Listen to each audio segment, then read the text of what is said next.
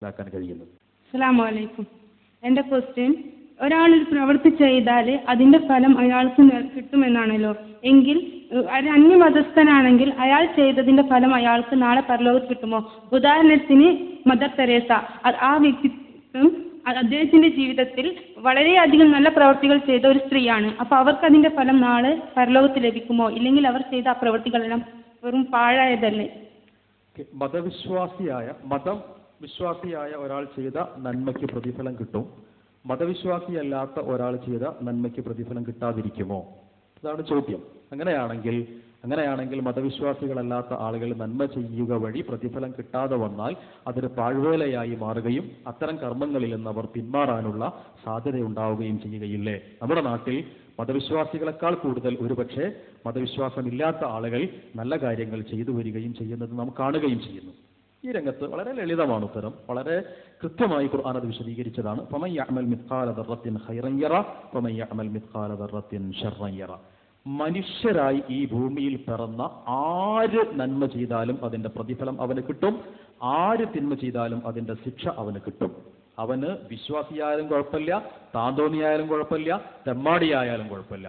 ഒരു മോഷ്ടിച്ച ഒരാൾ ഒരു മോഷണം നടത്തിയിട്ട് ഇങ്ങനെ തിരിച്ചു വരുന്ന സമയത്ത് എന്ത് ചെയ്തു? ഒരാൾ തിരിച്ചു വരുന്ന സമയത്ത് അവിടെ ഒരാൾ വന്നിട്ട് പറയാണ്, എനിക്ക് എന്തെങ്കിലും ഒരു സഹായം തരണം, ഞാൻ വളരെ പ്രയാസപ്പെട്ട് നിൽക്കുകയാണ് എന്ന് പറയുമ്പോൾ ഈ മനുഷ്യൻ അവൻ്റെ കീശയിൽ നിന്ന് എടുത്തിട്ട് 10 പൈസ കൊടുത്ത് അല്ലെങ്കിൽ 1 രൂപ കൊടുത്ത് ഇതിന് കൂലി കിട്ടുമല്ലേ? കിട്ടും. കൃത്യമായ പ്രതിഫലം കിട്ടും. അവൻ മോഷ്ടിച്ചതിന്റെ ശിക്ഷ അത് അയാൾക്ക് വേറെ കിട്ടും. ഇതിനൊരു തർക്കമില്ല. നന്മ ചെയ്താൽ അതിന്റെ പ്രതിഫലം കിട്ടും, തിന്മ ചെയ്താൽ അതിന്റെ ശിക്ഷ കിട്ടും. അത് മദർ തെരേസയ്ക്കും കിട്ടും, അത് മറ്റ് മദർ തെരേസ അല്ലാത്ത മുസ്ലിം ഇസ്ലാം മതവിശ്വാസിയായാലും കിട്ടും, ആർക്കും കിട്ടും. എന്തെങ്കിലും വ്യത്യാസം ഉണ്ടാവുമോ? ഇല്ല, ഒരു വ്യത്യാസവും ഇല്ല. ശരി, ഈ പ്രതിഫലം, ഈ രക്ഷ എവിടുന്ന് കിട്ടും? അതാണ് അടുത്ത ചോദ്യം, അതാണ് അടുത്ത വിഷയം.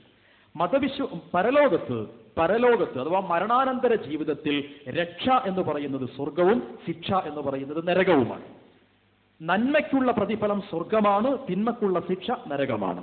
അപ്പോൾ ഭൗതികമായ ജീവിതത്തിൽ ഒരാൾ നന്മ ചെയ്താൽ മരണാനന്തരം അതിന്റെ പ്രതിഫലം സ്വർഗമായി ലഭിക്കാൻ മാനദണ്ഡം ഉണ്ട്. എന്താണ് മാനദണ്ഡം? വിശ്വാസം ശരിയാകണം, ഏകദൈവ വിശ്വാസം ശരിയാകണം, പരലോകബോധം അയാൾക്കുണ്ടാകണം.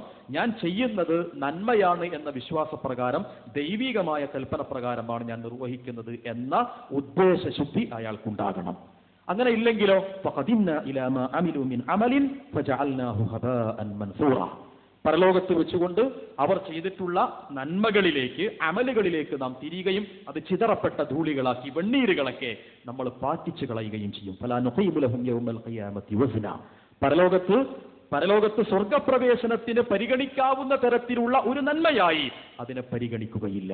അപ്പോ മരണാനന്തരം നന്മയുടെ പ്രതിഫലമായ സ്വർഗീയ ജീവിതത്തിൽ പ്രവേശിക്കുകയോ സ്വർഗാനുഗ്രഹം ലഭിക്കുകയോ ചെയ്യുകയാണ് നന്മയുടെ പ്രതിഫലം എങ്കിൽ അതിന്റെ മാനദണ്ഡം ഏകദൈവ വിശ്വാസിയായി പരലോകബോധത്തോടുകൂടി സൽക്കർമ്മ ചിന്തയോടുകൂടി മാനസികമായ സംതൃപ്തിയോടുകൂടി ഒരാൾ കർമ്മം ചെയ്യുക എന്നതാണ്. ആ കർമ്മത്തിന്റെ അടിസ്ഥാനത്തിൽ ആരു ചെയ്താലും അത് പ്രതിഫലം ലഭിക്കും.